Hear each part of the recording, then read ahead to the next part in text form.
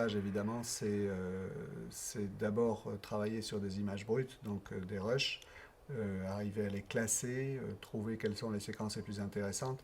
Il y a aussi la relation avec le réalisateur. Quand il y a un réalisateur, hein, des fois on est tout seul au montage, parfois on est avec un réalisateur, et donc c'est un dialogue permanent avec le réalisateur sur le rêve qu'il a lui de son film, parce qu'il était sur le tournage et il rêve de quelque chose, et la réalité des images qu'on a, qui ne sont pas toujours équivalentes au rêve du réalisateur.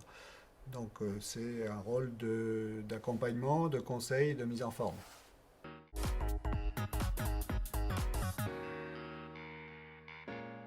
Tout dépend où on en est du montage. Si par exemple on est au début du montage, on va passer beaucoup de temps à regarder les images, à les classer dans des chutiers, pour dire, bon ben là je vais mettre de côté toutes les images d'illustration, ici je vais mettre de côté toutes les interviews, après je vais prendre toutes les images qui sont des séquences actions par exemple, je vais mettre toutes mes séquences actions, je vais les nommer, je vais classer, je vais regarder. Après il y a, donc ça peut durer plusieurs jours suivant le type de film que c'est, hein. Le dernier documentaire que j'ai monté, c'était 4 mois de montage, donc on ne faisait pas la même chose tous les jours. Et puis il y a la partie qui est montage pur, où on va organiser les plans pour faire une séquence, donc là c'est plus amusant. Il y a la partie structure du film, où on va dire, maintenant que j'ai monté cette séquence d'action, plus cette séquence d'interview et cette séquence d'illustre, je vais les organiser comment pour faire la structure du film. Donc il y a une partie réalisation en quelque sorte, en collaboration avec le réalisateur, qui fait qu'on organise la structure du film. Donc on passe en permanence en tant que monteur, on passe en permanence de, de situation d'analyse à situation de synthèse, hein, puisqu'il faut à la fois analyser les images, en même temps faire la synthèse, faire des propositions.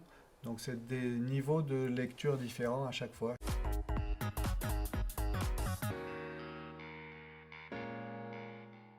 Les qualités professionnelles, c'est aller au bout, toujours aller au bout. On ne peut pas se permettre de laisser tomber parce qu'il y a des échéances. Et quoi qu'il arrive, il faut finir à temps. Donc aller au bout de ce qu'on fait. Beaucoup de rigueur et d'honnêteté intellectuelle par rapport à son métier. Savoir dire quand on ne sait pas et s'entourer des gens qui savent si on ne sait pas et ne pas faire des choses qu'on ne sait pas faire. Ou alors tenter, hein, on peut tenter. Moi, j'aurais pas progressé si j'avais pas fait des choses que je savais pas faire.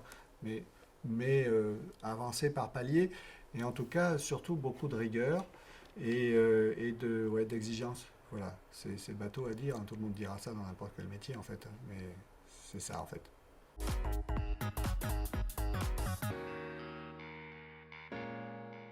Les compétences, ça s'acquiert avec le travail en fait. On n'est pas monteur parce qu'on a appris à être monteur, on est monteur parce qu'on a monté des films. Et donc c'est par l'expérience qu'on devient monteur. Donc c'est plus des qualités que des compétences. Les compétences, elles arrivent. Vous savez ce que c'est qu'une compétence, hein? C'est que vous savez faire quelque chose et que les autres vous reconnaissent que vous savez le faire. Sinon, c'est pas une compétence, hein. Donc, si vous êtes monteur quand on vous dit que vous l'êtes. C'est-à-dire quand quelqu'un va vous choisir comme monteur, c'est que vous êtes monteur. Donc, cette compétence-là, elle s'acquiert avec l'expérience et beaucoup de travail de montage. Aussi avec des discussions, rester ouvert, pas rester simplement monteur technicien, mais essayer de se mettre en danger par rapport à la façon de monter, essayer des choses, proposer des montages différents à son réalisateur. Voilà. À partir de là, à partir du moment où on ne raisonne pas que monteur technicien, mais qu'on raisonne aussi monteur structure et narration, on devient vraiment monteur.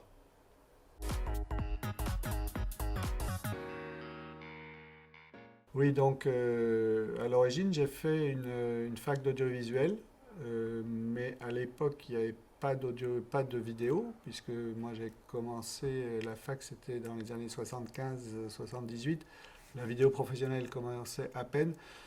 Donc c'était plutôt une fac de photo, reportage, analyse d'images et de situations de prise de vue. On a fait un tout petit peu de vidéo. Et puis après, je me suis formé sur le tas, puisqu'en sortant de la fac, on a monté une boîte de prod avec des amis. Et on a acheté du matériel. Et on a cherché les clients après. On a tout fait à l'envers. On aurait dû avoir les clients d'abord avant d'acheter le matériel, mais on avait confiance en nous, on était jeunes et ça a marché.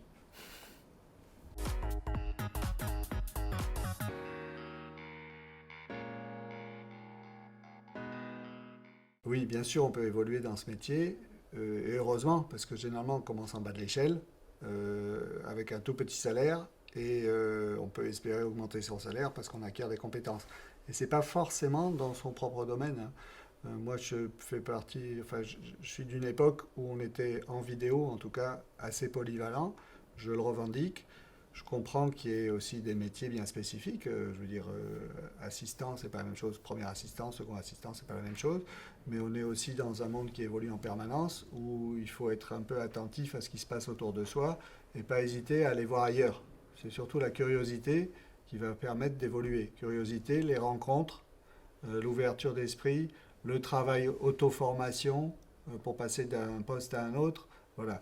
Tout ça, bien sûr, on peut évoluer. Et d'ailleurs, c'est l'intérêt, hein, c'est passer d'autres choses. Moi, je ne fais pas maintenant ce que je faisais quand j'étais plus jeune.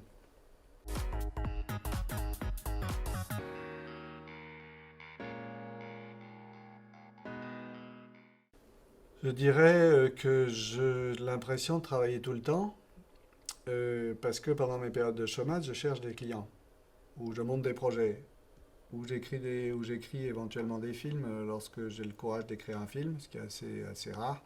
Mais disons, je monte des projets, je travaille avec des gens, on imagine des choses, voilà, je travaille tout le temps. Mais officiellement, je ne suis pas payé tout le temps. Effectivement, j'ai des périodes de chômage qui me permettent de monter des projets ou d'avancer sur des projets en cours ou quand j'ai pas d'idée, simplement chercher des clients pour des films de commande, voilà. Mais en fait, j'ai pas l'impression d'arrêté de travailler pendant l'année.